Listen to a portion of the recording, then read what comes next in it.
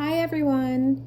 For our very first Teach Me project, I will be going over the 22 bones of the human skull, as well as some tricks and mnemonics to help you better master them. There are 8 cranial bones, 14 facial bones, as well as 4 main sutures that make up our skull. Stop. Before you get overwhelmed by all those numbers, let's take a breath and break it down. Let's start with understanding the 8 cranial bones that house the brain. The 8 cranial bones are made up of the frontal bone, parietal bones, sphenoid bone, ethmoid bone, temporal bones, and the occipital bone. Starting with the frontal bone is arguably one of the easiest bones to learn. It is located in the forehead region. It is an unpaired, flat bone that functions to provide protection for the frontal lobe of the brain. I remember this bone by thinking, my forehead is in front of me, frontal bone. Next, we have the parietal bones. The parietal bones are paired bones. You need to remember that means there are 2 of them, located on the left and right sides of the skull. The parietal bones are bilateral skull bones that form the superior and lateral walls of the cranium. You can remember the parietal bones by referring to the Latin root of parietal, which means wall, and the parietal bones are the walls of the skull. Moving on to the sphenoid bone, the sphenoid bone is an unpaired central bone of the cranium and articulates with all of the cranial bones. It is located at the base of the skull and helps form the eye socket. I remember this bone because it has a butterfly-like shape. Next, we have the ethmoid bone. The ethmoid bone is the most deeply situated bone of the skull. It is an anterior to the sphenoid bone and posterior to the nasal bones. I remember the ethmoid bone for its Greek root, which is sieve. The ethmoid bone has a sieve-like appearance to me, due to the perforations from the olfactory foramina. If you're sitting there wondering what a sieve is, think what you use when you cook pasta to drain the water. Now let's talk about the temporal bones. The temporal bones, like the parietal bones, are paired. Again, meaning there are 2 of them. The temporal bones are situated on the sides and the base of the cranium and houses the auditory and equilibrium organs. And last but not least, we have the occipital bone. The occipital bone is considered a flat bone and is the most posterior cranial bone. Now that we have a little better idea of what the 8 cranial bones are, how can we remember them? I like to use the mnemonic PEST of 6.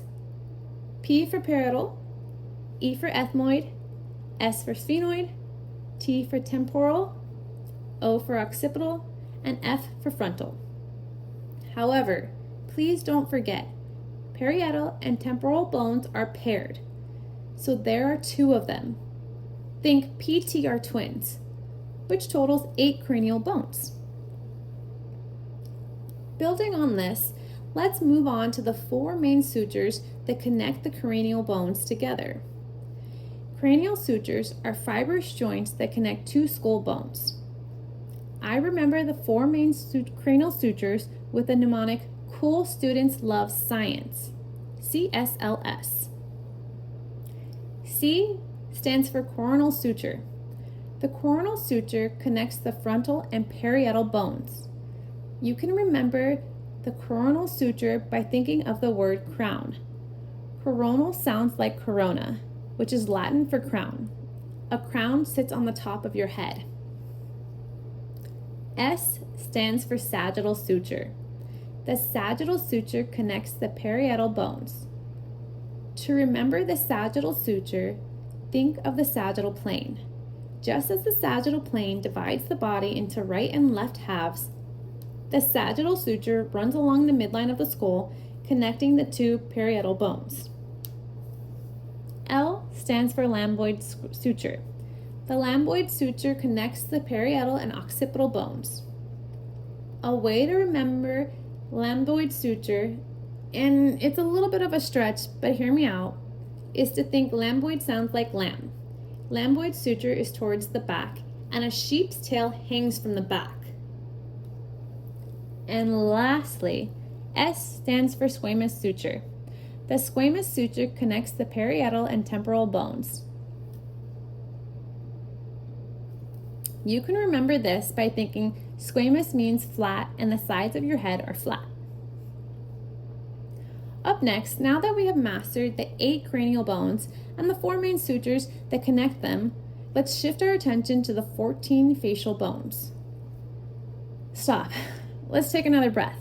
14 sounds like a lot, but it's actually not. Let's break it down again. Of the 14 bones, 6 are paired bones and 2 are singular.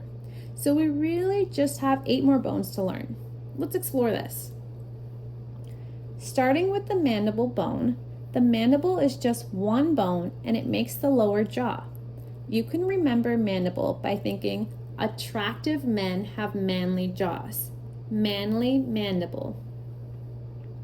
Next, the maxillae bones, they are paired bones and form the upper jaw and parts of the hard palate, orbits, and nasal cavity walls. I remember the maxillae bones by thinking they take up the maximum part of my face. Next is the vomer bone. The vomer bone is the second of the singular bones. It is the midline bone forming the nasal septum. A way to recall the vomer bone is to think it splits left and right nasal cavities. Think a wall in the center of your nose. Moving on, let's talk about the nasal bones. Also paired, the nasal bones form the bridge of the nose.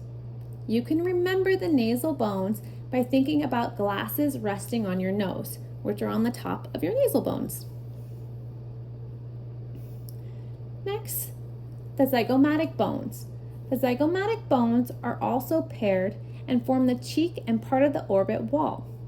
A quick way to remember your zygomatic bone is to smile. Next, we have the lacrimal bones. The lacrimal bones are the smallest facial bones and are located on the medial wall of each eye socket right next to your nose. I remember the lacrimal bones because the lacrimal bones are where your tears drain. When you wipe a tear from the inner corner of your eye, you're wiping over the area where the lacrimal bone lies. Think lacrimal. When you cry, there's tears. Now, let's talk about the palatine bones. The palatine bones form the posterior part of the hard palate and a part of the nasal cavity and orbit walls. Palatine reminds me of palate, so think plate of the mouth. And finally, we come to the paired inferior nasal concha. These bones form part of the lateral walls of the nasal cavity. They're scrolled shelled-like projections and are responsible for most of the airflow. To remember the inferior nasal concha, think concha literally means seashell. Think of a curved seashell inside your nose. We did it. We made it through all 14 of the facial bones. Now, how can we remember them? I like to use the mnemonic, zombie likes punching my very manly nose in.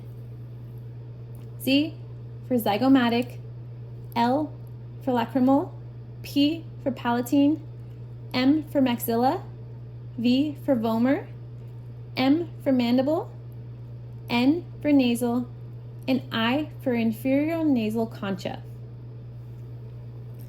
Now that we have a more thorough understanding of the adult cranial bones, let's take just a quick look at the fetal skull.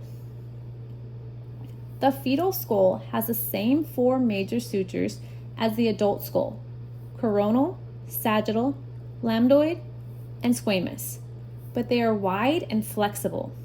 At birth, the skull bones remain incomplete and are separated by still unossified remnants of the membranes called fontanelles.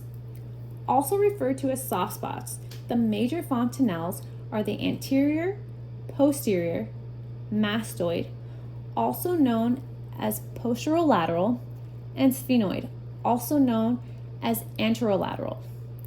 These fontanelles allow the skull to be compressed slightly as the infant passes through the narrow birth canal, and they accommodate brain growth in the baby. A very simple mnemonic to remember the fetal skull fontanelles is to think MAPS. M for mastoid fontanelle, A for anterior fontanelle, P for posterior fontanelle, and S for sphenoidal fontanelle. I hope this helps, guys. Good luck studying.